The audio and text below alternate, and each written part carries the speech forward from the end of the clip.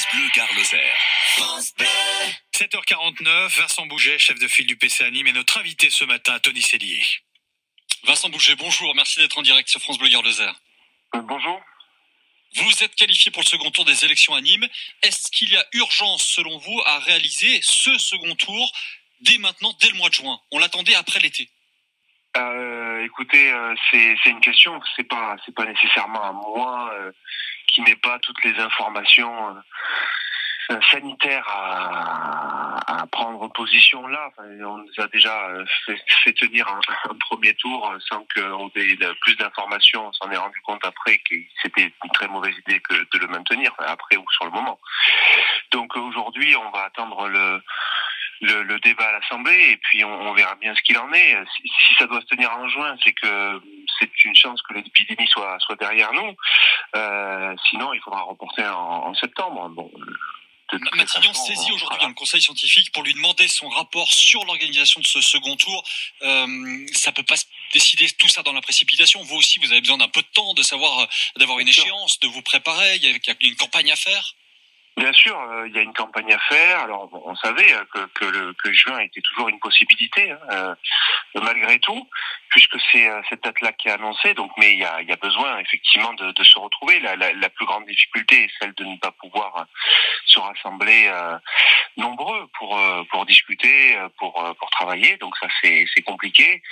Le report en septembre posera d'autres difficultés s'il faut refaire deux tours d'un point de vue financier notamment.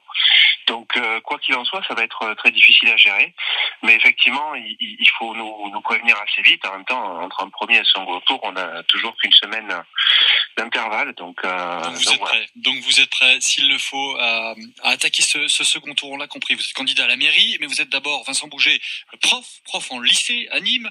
Franchement, vous dites quoi, vous, aux parents? Ils ont raison ou pas de remettre leurs enfants à l'école? C'est une bonne question aussi.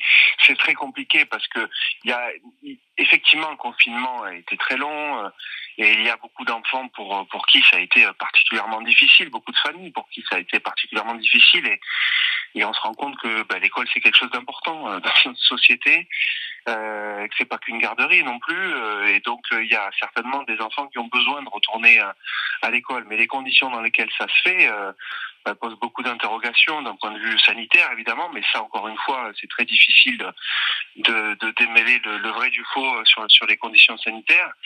Et puis d'un point de vue de l'accueil et de la qualité de l'accueil qu'on va avoir de toutes les manières.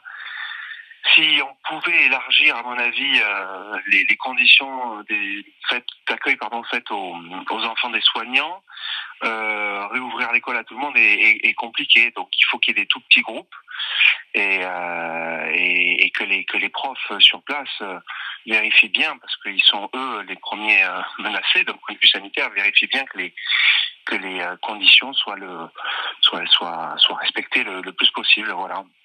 Le gouvernement avait dit notamment que ça devait profiter, parce qu'il fallait surtout pas les oublier, profiter aux enfants défavorisés. Vous croyez vraiment que ce sont eux qui vont en profiter ou ce sera tout le contraire? Ça serait bien, mais la réalité, il faudra voir les chiffres localement, mais c'est que souvent ce sont les plus décrocheurs qui ne reviendront pas. Je sais que certaines collectivités, en tout cas dans certains lieux, on a fait le choix d'avoir une politique un peu offensive pour essayer de faire revenir ces enfants-là à l'école.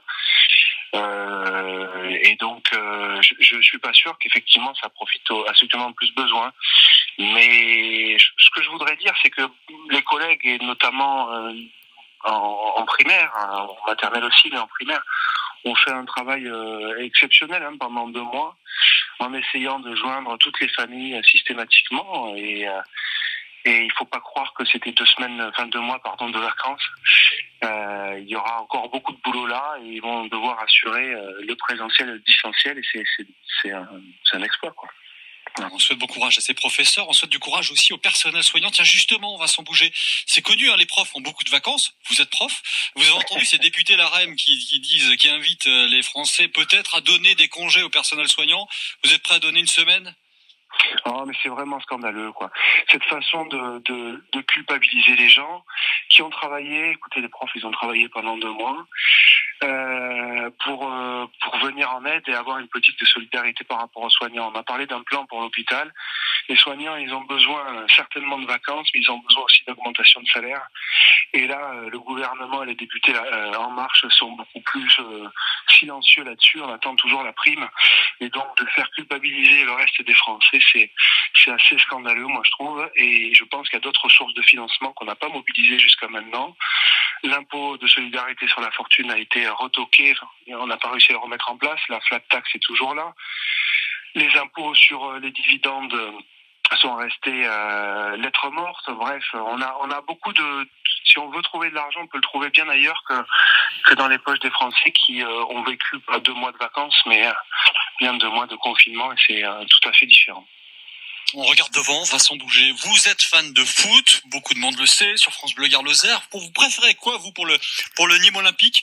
Que ça rejoue vite, mais sans spectateurs, ou bien pas de foot, tant qu'on ne pourra toujours pas remplir les stades? C'est la matinée des questions difficiles auxquelles on ne peut pas répondre de manière tranchée par la dernière. Non, c'est très compliqué. C'est vrai que le foot est un sport populaire et c'est très dommage de voir des matchs se dérouler sans spectateurs. Après, si ça doit conduire à une saison blanche, ou en tout cas une demi-saison blanche, je suis pas sûr que ça soit très bien non plus. Donc il faudra voir.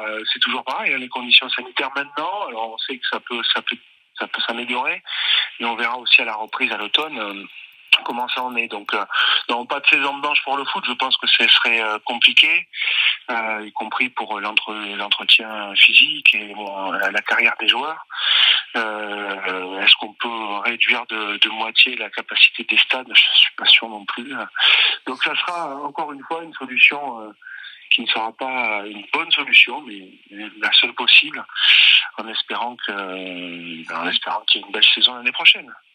Merci beaucoup Vincent Bouget, supporter raisonnable du Nîmes Olympique, et je retiens, le gouvernement aurait dû aider avant ça les soignants et pas maintenant avec en gros une petite demande, on va dire un peu osée auprès des Français. Vincent Bouget, merci beaucoup d'avoir été en direct sur France Bleu Gard-Lozère. Bonne journée. Bonne journée à vous deux, et une interview à réécouter sur francebleu.fr.